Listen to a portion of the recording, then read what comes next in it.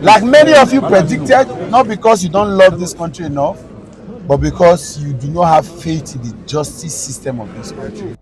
You may be right.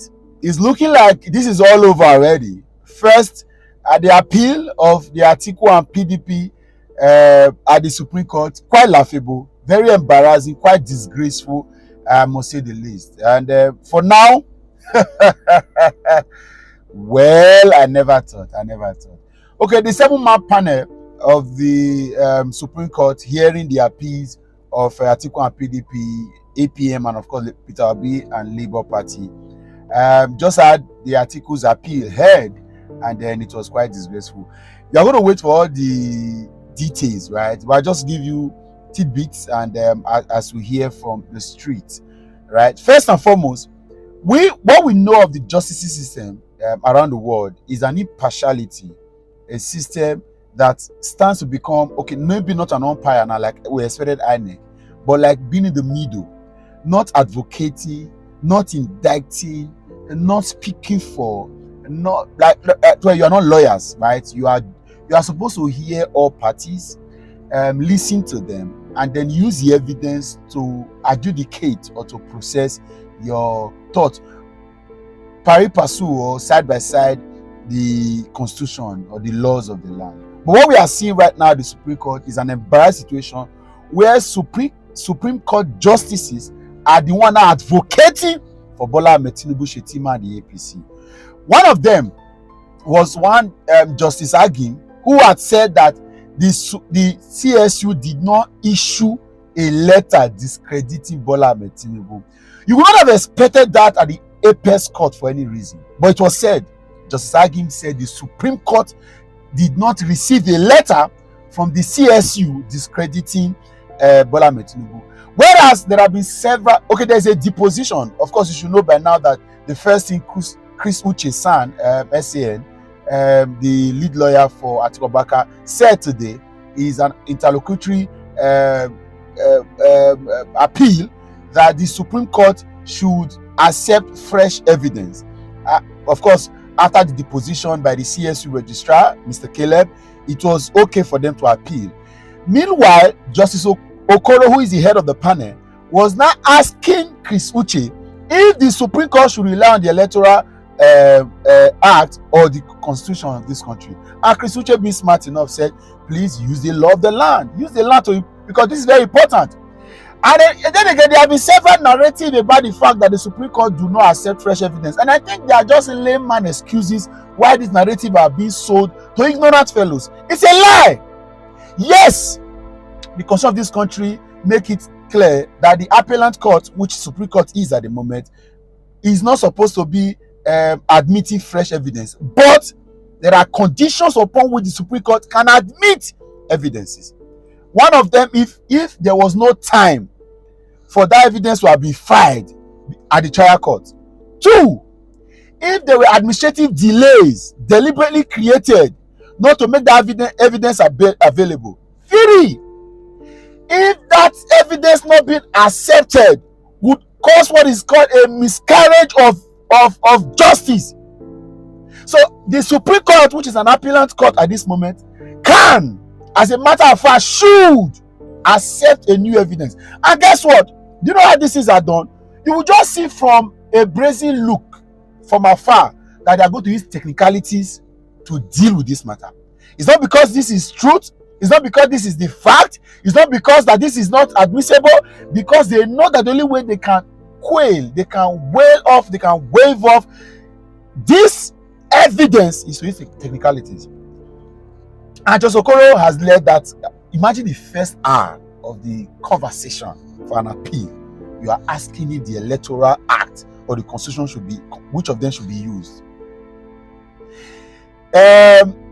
Justice Okoro, speaking, insisted that, okay, of course, you will not be surprised if I tell you that INEC, when INEC stood against admitting evidences at the Presidential Election Petition Court, people say they were defending the elections. But now, INEC's lawyer was up again at the Supreme Court, requesting that the court should not admit evidence this time not electoral evidences, not from EC89, not from EC8A, not anything, not ballot paper. The deposition of the registrar of the Chicago State University that Bola Ahmed Tinubu certificate wasn't issued or authorized by them. Annexes stood up at the Supreme Court to say that the court should not admit it. There's a criminal gang up against the future of this country. Criminal. Unfortunately, our hands are tied. And then finally, the issue of where. You see,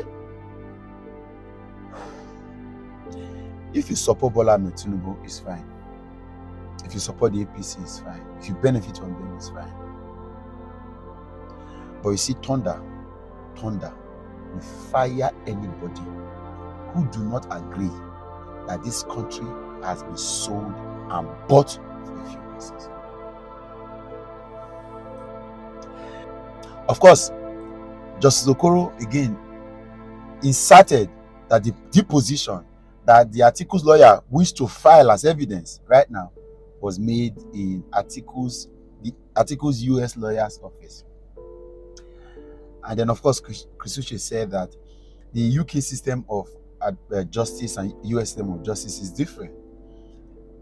The Bola Ahmed Tinubu's lawyer in the US was in that particular office, so to speak, where that deposition was made. And before you start to go on and begin to spread ignorant information, ask people in the US and go on Google to check.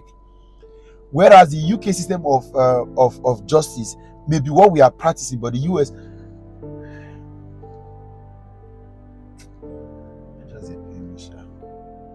of course, I wasn't expecting so much, but this is not very annoying. Including Wole Olanipekun son stating that, whereas I think Tinubu had a lawyer there, he's not the one saying that INEC, that INEC's lawyer was not in the deposition place, was in the court, or was not in the Atiku's lawyer's office. That is what they want to use as the technical grounds. The truth is, what we are going to witness in this particular whole process, and I'm telling you now, is the fact that evidences, truth, fact will not be used. Technicalities. And that's what we have always seen in this country. They would rather leave the main gross of the matter, leave the real meal, the real deal, and use technicalities to frustrate whatever. And that's why we have a very ambiguous document like the Constitution, of course, very useless Electoral Act, leaving spaces for technicalities like this to come. So the Nigerian electoral system, or the Nigerian democratic process, has been created by a few persons to capture our attention, whereas they have left deliberate loopholes that they will use to manipulate the process to getting what they want. It is over. That's the fact. It is over. The APM has withdrawn their case. The Supreme Court did not wait to fire them to say it mattered that the Supreme Court has said it. Not be contributing. I'll give you details when the Labour Party and Peter Obi's hearing has happened. But for now, we are not in the country. May these technicalities that they are using to frustrate this country be in favor of